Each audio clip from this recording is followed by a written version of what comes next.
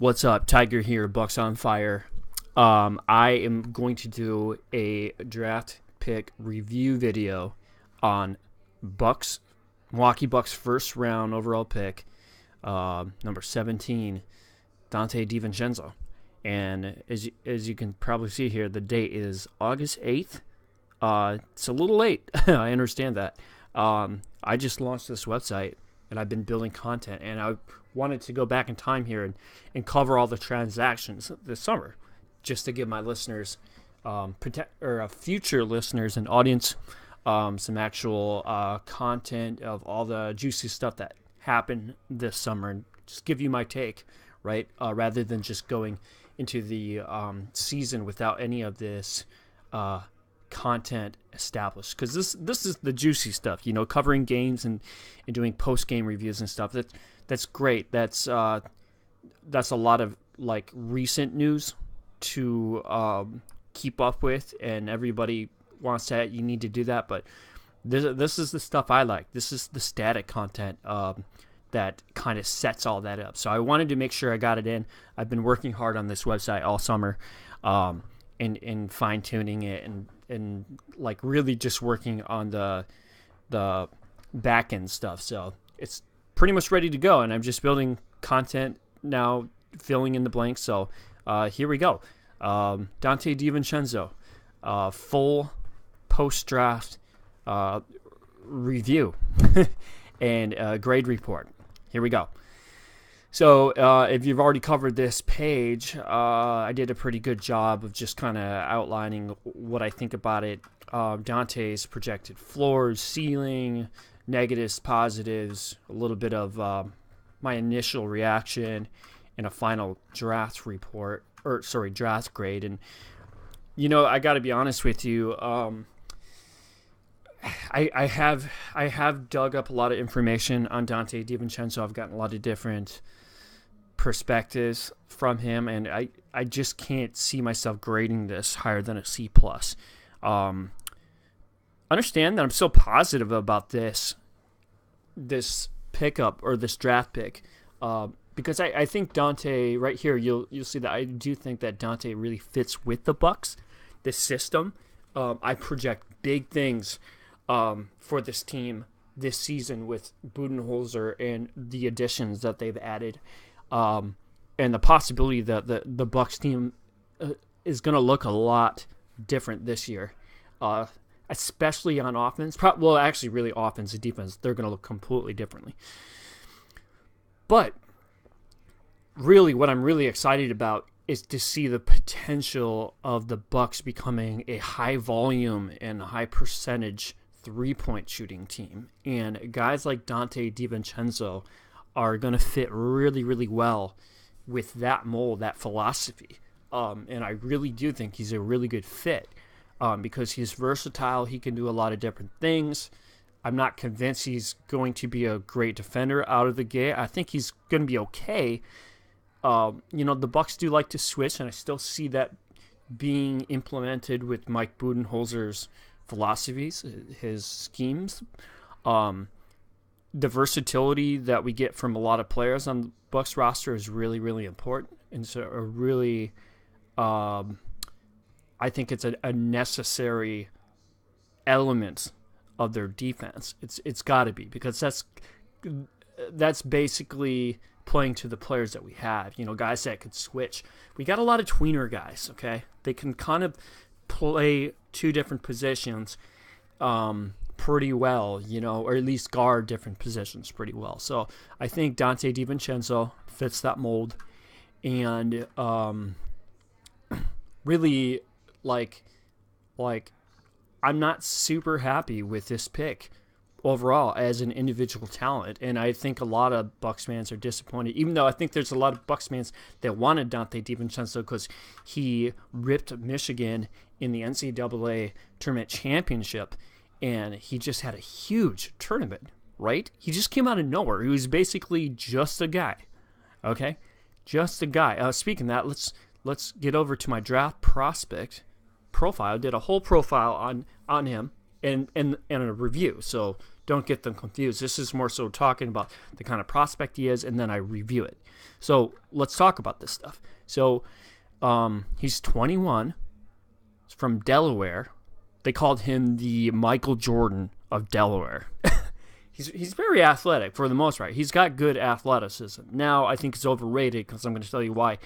His strengths are not actually as coveted as his weaker athletic measurables that are actually more important in the NBA. I think a lot of people, a lot of basketball fans don't actually understand how the basic workout tests that the NBA Combine puts you through, how those translate on the actual court. And I'll tell you, it's actually very simple. It's really not that complicated. I'll get to that in just a moment because I got his metrics here and how he tested. Actually, somewhere. I thought I did. Oh, yeah, it is here. Yeah, okay. But yeah, so he's 21. He basically was a jag, just another guy before he exploded his draft stock in the NCAA tournament, or after, really. He killed it, and he's been a glorified sixth man on a loaded Villanova team, which fine, there's a lot of competition there, but he was never able to crack the starting lineup as a regular starter. He doesn't have a lot of starts with Villanova. He didn't. So he only started a total of 12 games in his 3-season career. He didn't play much the first year. He played 36 games second year and 40 games the third year. So really 2 seasons sample size. Fortunately, he got a lot of minutes. So that's good. So at the end of the day, the starting, like the starting factor doesn't really matter that much. Okay, you want to see a sample size based on minutes. The game started doesn't matter that much because at the end of the day, some guys can just be perceived as more popular, and that's why they get the start. That's kind of what happened, That's what happened to Donte Divincenzo, even though he proved his worth and got the minutes because he deserved them. Okay, but that's still worrisome because studs in college oftentimes just end up being good sixth men. Just because you're a stud in college doesn't mean you're going to be a stud in the NBA. So what makes a stud sixth man in the NBA? I heard this on the Locked On Bucks podcast. It's a really good point. Like, at the end of the day, sometimes you got to deal with the fact that scouts and teams and your coaches don't have a perceived value about you as maybe equal to what you're actually worth.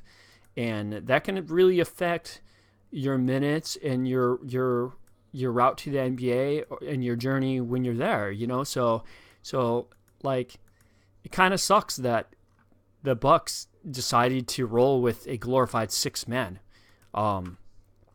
when he's not even a top dog on your team. I mean, all these other prospects are top dogs on their teams. Those are the guys you want to draft. Those are the guys that pan out. There are no examples of guys like Donte DiVincenzo who have had lustrous careers in the NBA going his route. So you don't want to go against the grain, like drafting a guy who just suddenly comes out of nowhere and has a big tournament, but has been basically nobody before them because he would have gone in the second round, probably late, maybe not even drafted. He was nobody. But his name recognition exploded in the tournament because of their tournament. So that's not a good thing at all. The Bucks think they were playing it safe here. Not really. No, it's just his name value just exploded. He's not even a senior. He's coming out of college. I don't understand how this is a safe pick. It's not. It's not a safe pick. He actually doesn't have an athletic profile that projects to be anything elite in the NBA. He has pretty good athleticism, but like I said, I'll touch on this in just a moment here. His athleticism doesn't project as well in the NBA as maybe you want to think it could, based on the heads that he turned in the combine. Because oftentimes people focus on these jumping metrics. Okay, max vert and standing vert, and those are over glorified. They're not as important. Okay, a lot of overrated NBA players score high there, but they score weaker in the agility scores, which matter more. But overall, this guy he's actually not that tall. He's not this tall. He's not 6'4.5". That's generous. That's with shoes. But I'm using with shoes because that's how NBA players are measured. Okay, so I'm not going to give him the discount when everybody uses on websites. They use the with shoes height. Okay, his weight is fine. He's actually very strong. He's very sturdy. That's a good thing. 12 reps he benched, so he's very strong. He's well built, but upper body strength doesn't matter nearly as much, unless in the NBA, since it's mostly a leg sport, right? You use your legs 90% of the time, running around. You need strong legs, agile legs. Now, if you're a point guard or a shooting guard, you need good ball handling, even a small forward. Where your upper body strength comes in play is if you play in the front court, okay?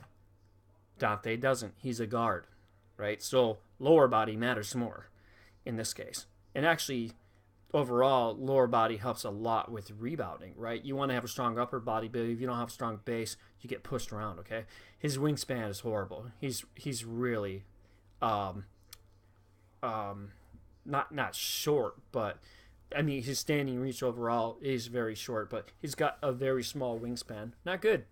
Wingspan is very important over the long run for NBA prospects. It really is. And it helps you so much on defense.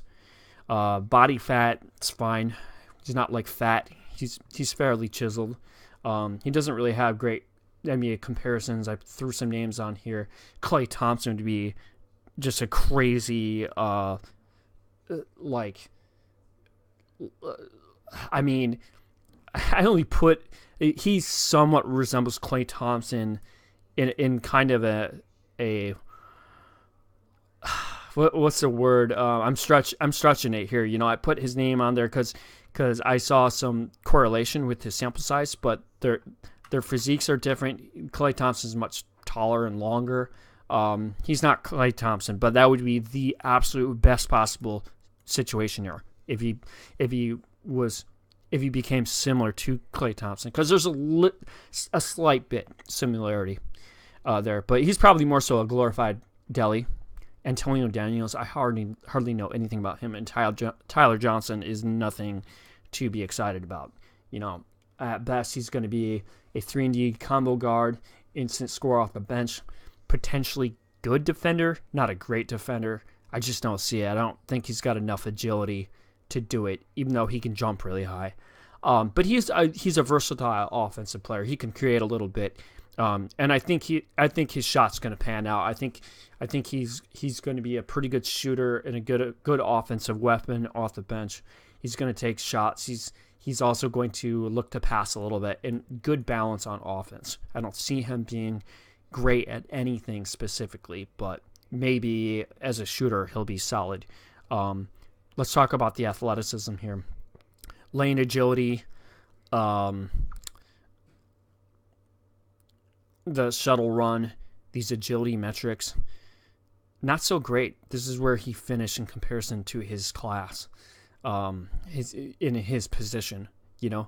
Shuttle run, that is a foot quickness test, lateral agility, and that's not good. 14th.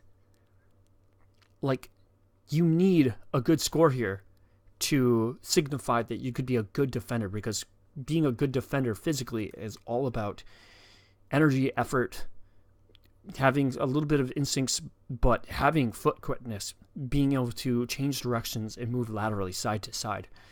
And he doesn't score that well there. His sprint is not that great. His lane agility, time. That's another metric like that.